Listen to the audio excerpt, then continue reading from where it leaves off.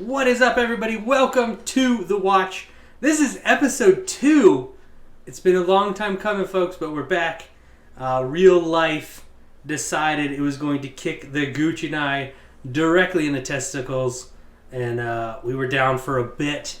But we are back now. I have moved. As you can see, my background is different. There's a staircase. There's weird things going on behind me. The Gooch is here as well. Gooch, how are you, my friend? I'm good, man. I've my day job has been stressing me out, but that's why I was out of commission for a little bit. But we're back, ready to rock, man, and ready to play some more Overwatch. Yes, play a lot of Overwatch. So the last time we recorded, it was the week before. I believe it was the week before the beta came out, and you and I were talking about. Yes. Holy crap! I hope we get in. Holy crap! I hope we get in. And guess what, folks? We both got in, and we've been playing a lot. We've been playing a lot. I know I am a huge fan of McCree, Reinhardt. Oh my gosh, what an incredible character! I put way too many hours in. I've been streaming it every single night. It's an absolute blast. But I know, Gooch, you've also been playing. So we've had the beta now. We're going on about 3 weeks. Tell me what you think. What were your expectations? Do you think Blizzard delivered? For a game that is in such an early phase of development, I mean, it's incredibly polished, and it blew my expectations even more. I sent a tweet out the first day I was playing that no title has ever surpassed my expectations like Overwatch has. I mean, they could release this game right now and people would just swarm to it. Oh yeah. And be like, holy crap, like this game's actually like great. Yeah, that needs a little bit more development as far as infrastructure goes. The options are very limited. The interface definitely might need a little tweaking and improvement and whatnot. And obviously optimization as well, which is just something that goes, and we're going to see how that improves with the stress test this weekend and all that stuff. But very, very impressed with it. The heroes are so well-rounded. I mean, the balance of the game was... I mean, I was expecting... Anytime there's a game in early development, there's always, like, heroes who are way overpowered, heroes that really, really suck. It happens all the time in early development. It's part of developing a game, is balancing everything. The balance was just like... You would have thought this game's been out for years. As how well-balanced it was. There was some discrepancies, they already have done some tweaks, like with McCree. A lot of people thought McCree was a little bit too strong. He got nerfed. And what do you mean? Two-shot people from across the map was not overpowered at all.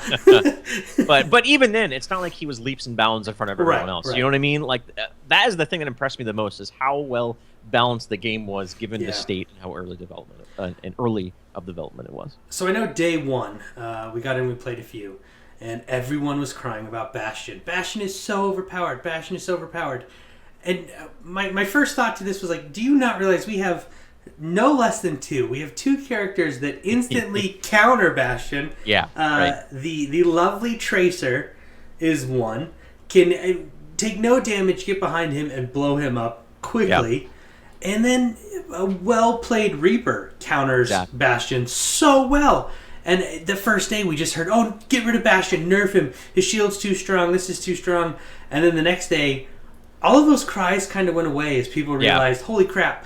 Yes, there are some heroes in this game that are really strong in what they do. And like Bastion is amazing at holding a choke point. But again, with the balancing of the game, there's two heroes right off the bat that come to my mind when I know a Bastion is there that I know will shut him down and help your team advance.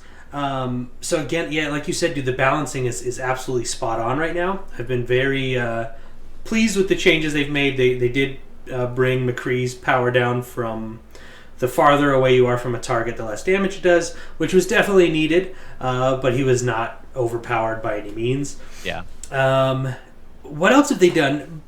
We got a new map right after BlizzCon. The Tuesday after BlizzCon, we got Hollywood. And we got 3 new heroes. Yes. We got Genji, who is the brother of Hanzo. We've got Diva, who is a YouTube/Twitch star who's become a badass warrior. StarCraft 2. StarCraft 2. Oh, she's the best StarCraft 2 player in the they totally could have done something like StarCraft 3, but apparently StarCraft 2 is going to be like Brood War and just last forever. Forever. The next 15 years we have to deal with this.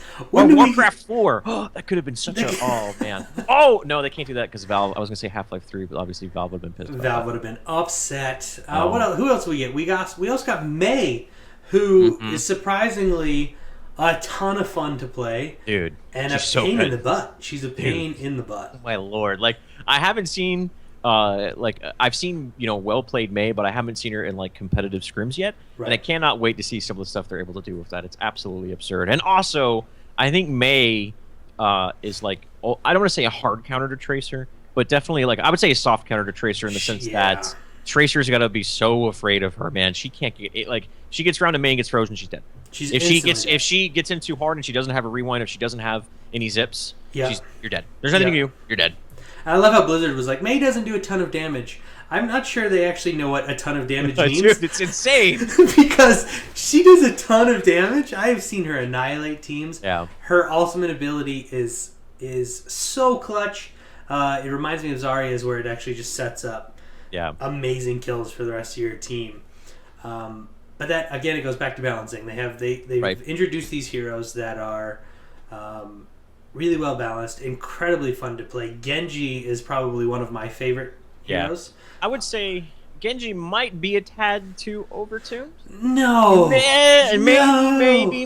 I'm not saying he is or is not, but I think there's initial like reaction is cool. Like he has the mobility, like the slipperiness of a Tracer. He's really hard to lock down and whatnot. His ultimate is not like one of these oh my gosh, oh no, it's an ultimate, we have to get out of the way sort of things, but used properly used probably it's insane. That's true of every ultimate, but it's definitely not as flashy as some of them. No, not at all. But I would say I would say Tracer was the flashiest hero, and I actually think Genji is now. I think like Genji is going to get those heroes those people that love playing high risk, high reward sort of are immediately going to gravitate towards him. His accuracy is insane, especially with his not the spread of his ninja stars, but just the single shot, 3 of them in a row. That's 3 headshots if you land it, and they're dead.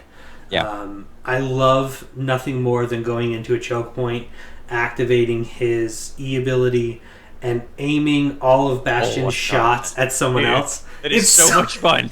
It's so good. You know what I did? One of my favorite things to do is reflecting McCree's Deadeye. Yes. So much fun. Gosh. Or a Reaper, not a Reaper, a Widowmaker. Snipe. All that stuff, so good. He's definitely up there on the list. Yeah. So we've had 3 weeks to play. Who is the character you've gravitated to? Who is the character you find yourself, if you've gotten into a slump, you're trying out new characters, who's the character you go back to mid-match or new game to play? So initially I was like all about Tracer, and then I realized I really sucked at her.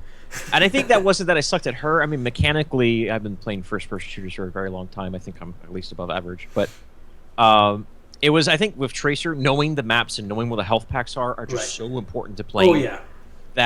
That's something, obviously, you can't just get into the game and know automatically. You have to play, you have to grind it out. And once I got the hang of it, of maps and where certain things are, where certain choke points are, escape routes, stuff like that, Tracer is definitely like my number one right now, as I thought she was going to be. Right. And then, but as far as like my tilt hero, like I'm just like, oh man, screw this, I got to get something going for me. It's Reaper all day, man. Reaper's so much fun. Yeah. Because he's definitely less of a skill cap hero in the sense that Tracer, obviously there's a lot of skill cap too and whatnot, and there's a little bit more precision with your aiming and whatnot. But Reaper is literally just, I'm gonna get in your face and shoot you with my shotgun a whole bunch of times, and then become invincible and float away and heal up and teleport away. And because he's highly mobile, he's slippery, and he's really good at close range. And obviously doing a Death Blossom, which is his ultimate. Oh my gosh! Like dropping down on points and stuff like that is one of the most like rewarding things you can do. In Absolutely. Awesome.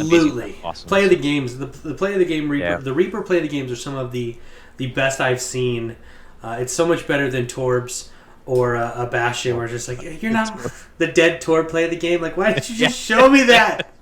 Give me a Reaper play of the game. It's like a running joke now, man. Like, yeah, a turret can definitely make, like, if a team pushes and ignores a turret, it's going to wipe people out. But for those of you who don't know what we're talking about, when the play of the game happens for a turret, it just shows Torbjorn's point of view, not the turret's point of view. Right. So there's times where Torbjorn just dies and he's dead, and the turret kills 3-4 people or gets before last hits, and it literally just sits there with Torbjorn just like in the spawn point, like nothing in the spawn point. What and did that's you the do? play of the game. Like, wow. They need to work on that. That's something Yeah. Blizzard needs to work on.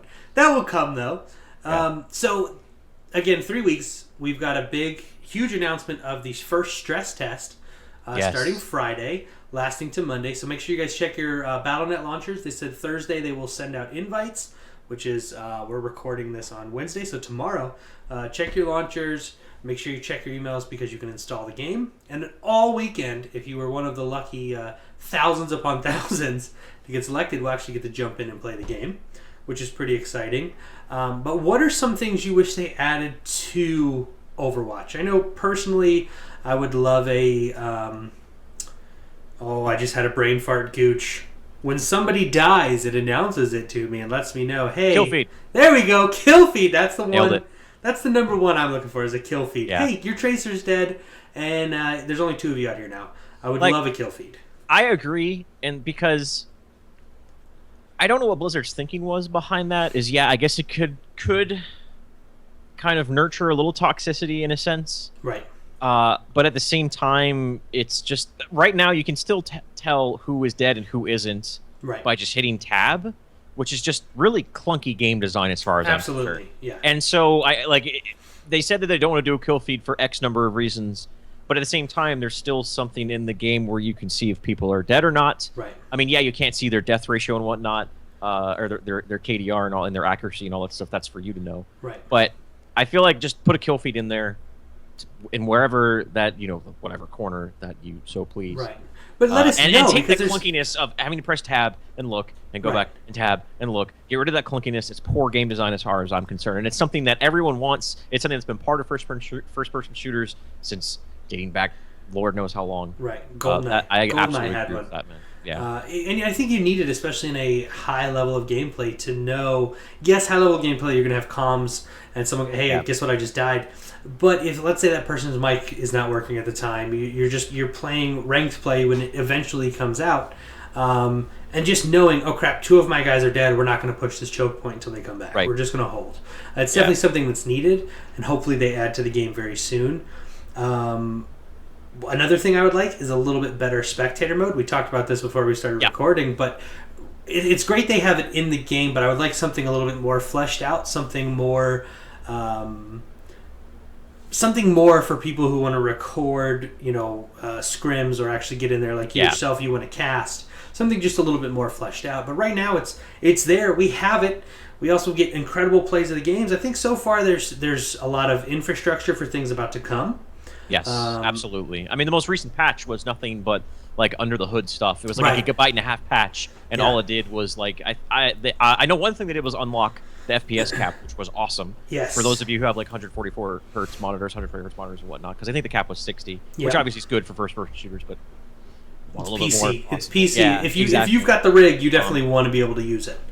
So I know they did a lot of under the hood optimization, some matchmaking optimization as well, because I think that there was some problems with, like, if you're grouped, the matchmaking was way different than if you were in solo queue. I'm not entirely sure about that. I'm just kind of shooting from the hip there. But I know that they've had a lot of optimization with matchmaking as well. So even with the most recent patches, there's been nothing but improvement infrastructure, improving optimization and stuff like that. Right.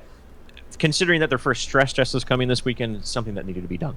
What do you think of matchmaking? I know I've had an absolutely enjoyable experience. I feel like I haven't felt like, oh God, we're playing against the team that's absolutely going to destroy us 6 games in a row. So far, everything's felt pretty well balanced. I feel like you have those guys that are just fantastic, and then we may have 1 or 2 that are not that great. But I feel like the other team has the same kind of group makeup. So over the past couple of weeks, how have you felt about matchmaking in the game? It's considering how small of a player pool there is, it's felt pretty good. Right. Whether that's attributed to the fact that this game is still new and no one has any idea what they're doing, so we're all kind of on the even playing field. But again, this is a mechanically demanding game. Not for every hero, but there's heroes like Tracer and McCree and all that stuff who are mechanically demanding, who people who have been playing first-person shooters competitively, professionally for a long time are immediately going to be out ahead from the get-go. But considering all of those variables, it feels really well balanced. There's times where obviously I'm up against a pre-made and where a whole bunch of pubs were getting stomped. That Right. happens anywhere and everywhere, no matter what.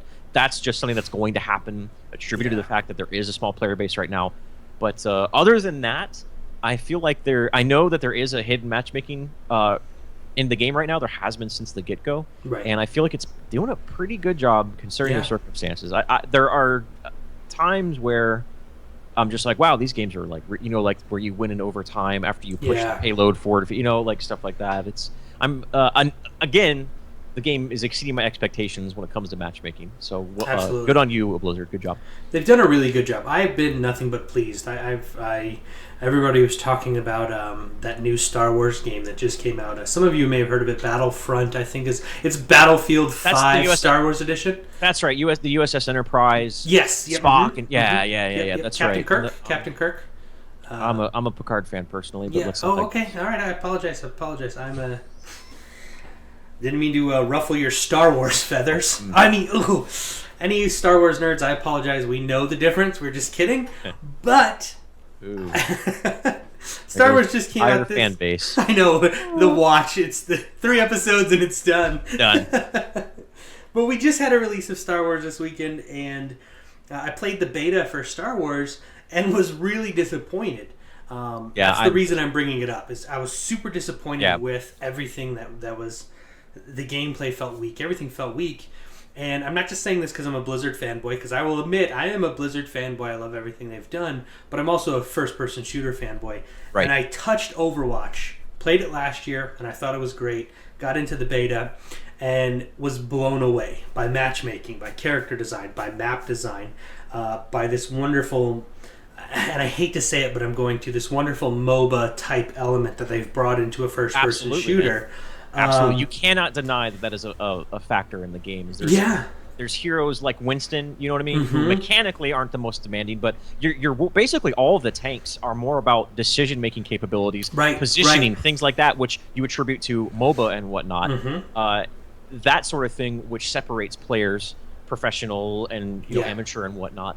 All the tanks are pretty much set up for players like that. Yeah. Winston, I could just name off all of them. All of them. They all have very interesting, different mechanics. But it's very MOBA based. But Blizzard has done a very good job balancing that. I don't feel like, God, I'm playing a MOBA. The first thing I think is, this is a first-person shooter with some of these elements kind of peppered in. That aren't over demanding, or they're not overbearing. Like, oh my god, okay, I get it. My ultimate's available, and I have to use it here. They've done a very good job. Again, with balancing, guys. It keeps going back to balancing. They've done a very good job so far. So we could talk for the next 4.5 days about the beta and our experience in the beta. But there were some other announcements out of BlizzCon. So we did get the 3 heroes. We covered those. We got the new map.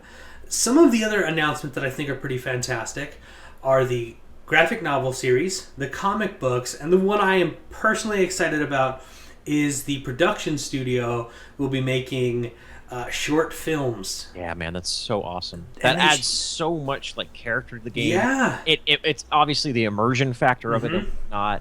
And that's you were talking about. I mean, to compare and contrast a little bit between the successes of Overwatch thus far, right? As far as we're concerned, the successes of it, how it's exceeded our expectations, and whatnot. Right. Not yet to see its capital success, but and Star Wars Battlefront is that Star Wars Battlefront had so much going for it. All you have to say is that we're making a Star Wars game, right? And that grabs people's attention right away. Overwatch is all the lore is brand new to all of us. The engine, everything is brand new to us, and we're learning as we go. Right. And that's something that's really going to attract people who like the lore and whatnot. Right. That normally would gravitate to your RPGs and things like that. And I think that's just it's marketing. It's brilliant because it's going to attract a lot of people. But just adding that extra layer of immersion and whatnot is just going to make this game even that much more brilliant than it already is. Yep. I'm excited. We got a taste of Winston's little story. Huge fan of peanut butter is what we found out. Hopefully they go into in depth why he likes peanut butter. But it looked beautiful. Again, it was Pixar quality, above Pixar quality animation. It was absolutely beautiful what they showed. Insane. Yeah, and that's exciting, and I can't wait for that. But the other news that I think a lot of people kind of expected, especially those of us who got into the beta, was like, hey, why do controllers have auto-aim? Oh yeah. Was the console at launch. PC, PlayStation 4, and Xbox One. They're all going to be launched simultaneously. In the developer panel at BlizzCon, they talked about it's not a port. They didn't start with PC. Like, yeah, we'll just port it over. From day one, they started designing this for console and PC, which I think is fantastic, and a lot of developers don't do that. We see shoddy ports. It's happened with Call of Duty. It's happened with Assassin's Creed. It happened with Brood War. It happened with Brood War. I played Brood War on a Nintendo 64, and it was awful. But damn, I did it.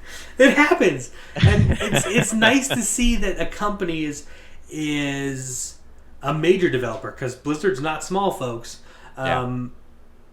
Is looking at it, and we need to please the console market, and we need to please the PC market, and they're doing that, and we're going to get all of these amazing launches, or all of this game on 3 different consoles, 3 different machines, day one, which is fantastic. I mean, think about all like the #1 console games right now.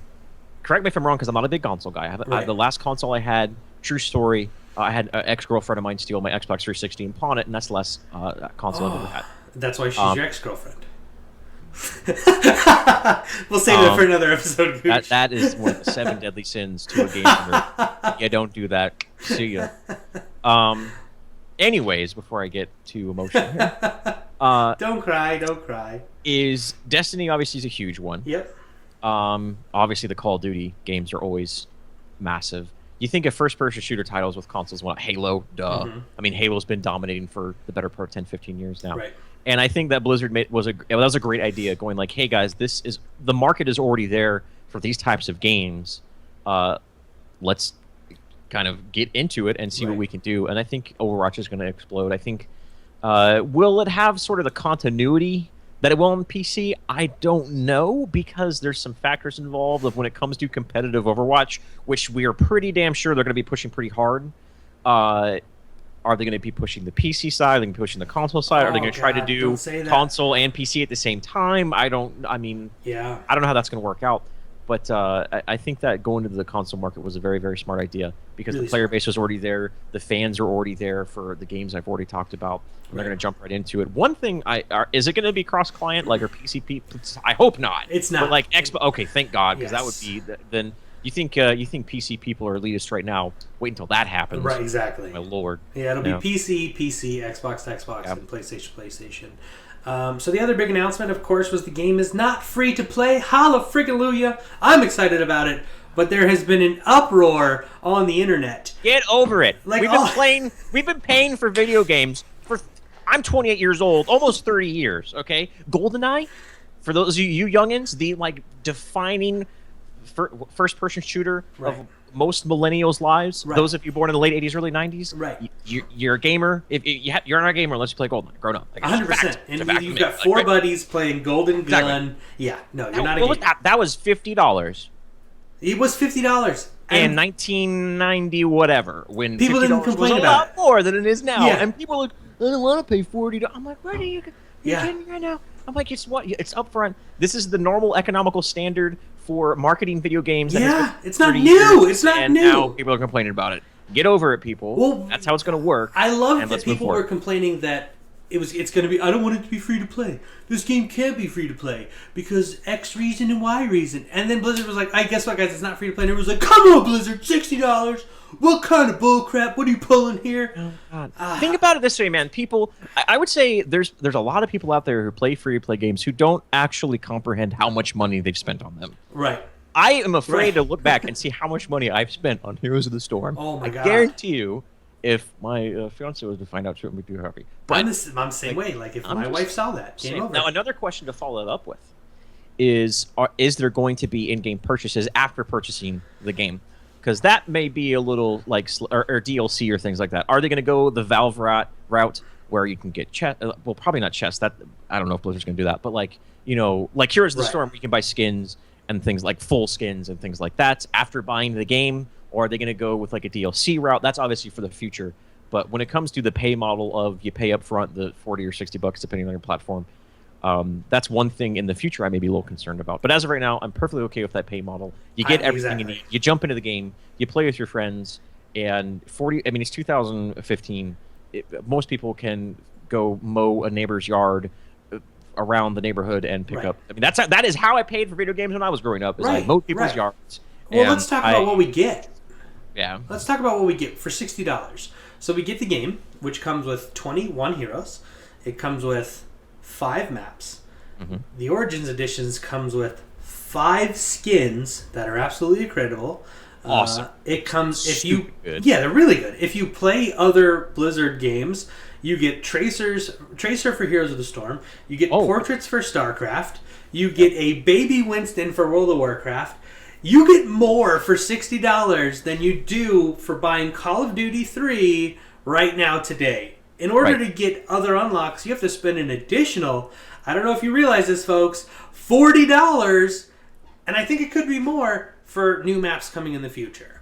Which, why are we complaining now? I think what we'll see, though, to touch on your point of pay model or microtransactions in the future, I think Blizzard's smart enough to realize if they're going to charge us $60, they're not going to add microtransactions to the game. I think we will see DLC in the future. Yeah, I think absolutely. we will see possible, characters added to the game. Yeah. We could see skins, but I think those will be DLC packs. It could be, like a pack of 4 heroes and skins for X amount of characters for $19, whatever it may be. But I don't think we'll see microtransactions. I think Blizzard's smarter than that. We look at other companies. Evolve did the same thing. They charged you $60 right off the bat, and they had $245 worth of microtransactions the day the game launched. I don't think Blizzard's going to do that. I think they're smarter than that. I think we'll see more of a DLC route, which I'm okay with. As fun as the game is now in early production or in early beta, I'll just throw my money at you. I already told my wife, I got to buy a PlayStation copy, I got to buy an Xbox copy, which means I got to buy an Xbox One. I'm going to be broke, babe. We're going to be broke. I'm saving up for the collectors, man. I'm blowing the 3 digits. My God, I can't not do it. I want the Tracer statue and the Soldier 76 statue.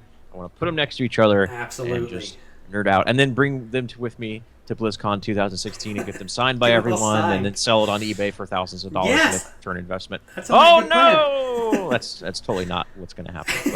But sounds like a good plan, though. I support it. So, guys, you know what? This has been episode 2 of The Watch with the Gooch and I think we're going to cut it there because we do have a lot. We have a lot to talk about, but we want to save that for future episodes. Gooch, where can the lovely people of the internet find you on social medias and whatnot? You can find me on Twitter, Shane Goocher, Twitch, Shane Goocher Gaming. A little amble about that. Unfortunately, my processor is a little bit old. I mean, it's an i5 quad core. It's not the worst in the world. I don't know. But I can't stream it without going below 30 frames. So obviously I haven't been streaming it. So I'm saving up some money to get a new CPU, and hopefully we'll be streaming it very, very soon. Anyways, with that being said, my Twitch is Shane Goocher Gaming. And those are pretty much my 2 main social media outlets. I have a YouTube, but I don't deal with much anymore. Maybe in the future, but I think it's more of a... all my YouTube effort's going to be a collaborative effort with The Watch. Right. So make sure you guys check that out and all that good stuff. So absolutely, guys, don't forget to follow the Gooch, and of course you guys can follow me on Twitter at Notch Plays Games, and I am streaming 6 nights a week. 6 nights a week. That's English. At twitch.tv/anothernotch. Playing a lot of Overwatch, of course, still playing Heroes and whatnot. But don't forget, guys, you can also follow the Watch all over the internet. The links are down below on this awesome little overlay Gooch made for us. That is going to be it for us tonight, guys. We will be back with another episode very, very soon, and some more interesting content of gameplay, top 5 plays, all of that fun stuff is coming. So please like this video if you liked it, like it if you didn't like it, because it still makes the Gooch and I smile. And don't forget to subscribe to the YouTube channel, because there's going to be a lot more content. Thank you guys for watching. You guys have a fantastic time, and we will see you guys in Overwatch.